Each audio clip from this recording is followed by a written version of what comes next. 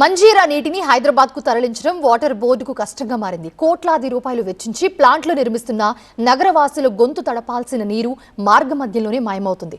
అసలు నగరానికి నీటిని మోసుకొచ్చే ఆ 80 కిలోమీటర్ల వ్యవస్థలో ఏం జరుగుతోంది? ప్రాణదారిగా ఉండాల్సిన నీరు ఎందుకు విషమవుతోంది?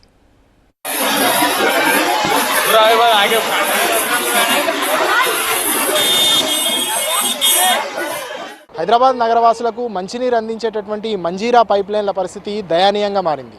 దీంతో వేసవిలో హైదరాబాద్ జంట నగరాల ప్రజలకు తాగునీటి ఇబ్బందులు తప్పేలా లేవు.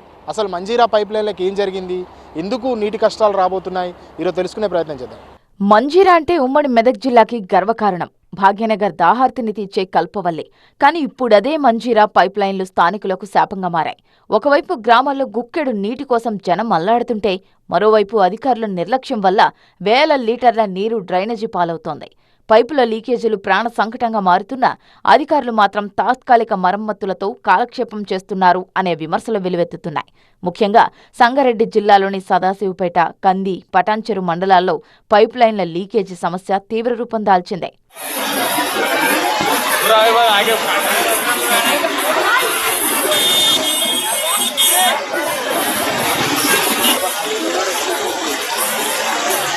మహానగరానికి తాగునీటిని అందించే 50 ఏళ్ల నాటి మంజీరా పైప్లైన్లు పూర్తిగా శిథిలావస్థకు చేరి నిత్యం లీకేజీలు, మరమ్మతులతో నీటి సరఫరాకు తీవ్ర అంతరాయం కలిగిస్తున్నాయి.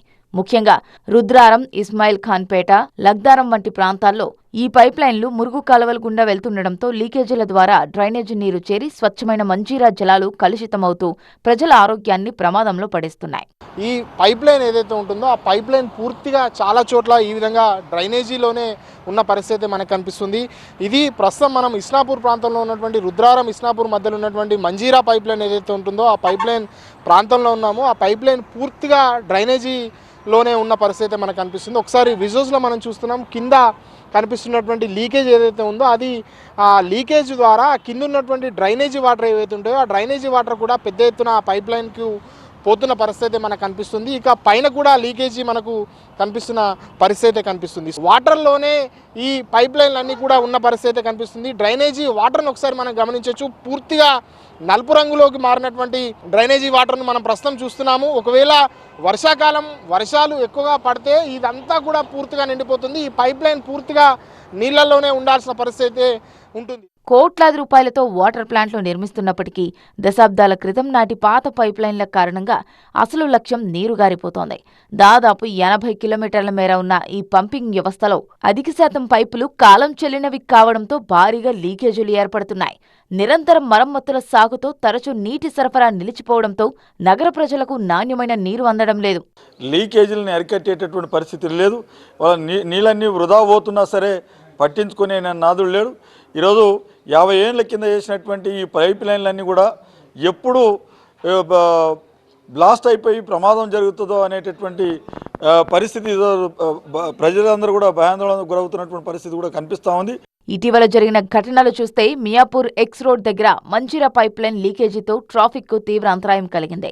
మణికొండలో 1200 mm డయో పైప్లైన్ పేలడంతో భారీగా నీరు రోడ్లపైకి, అపార్ట్మెంట్ల సెల్లార్లలోకి చేరి వాహనాలు మునిగిపోయాయి. అయితే పాతబడిన పైప్లైన్ల కారణంగా మంజీరా నీటి సరఫరా వాటర్ బోర్డుకు సవాల్గా మారింది. మరమ్మతుల కోసం తరచూ సరఫరా నిలిపివేయడం సాధారణమైపోయింది. ఫలితంగా కుకట్పల్లి, నిజాంపేట్, బాచుపల్లి వంటి ప్రాంతాల్లో 24 నుంచి 40 గంటల పాటు నీటి సరఫరా నిలిచిపోతోంది.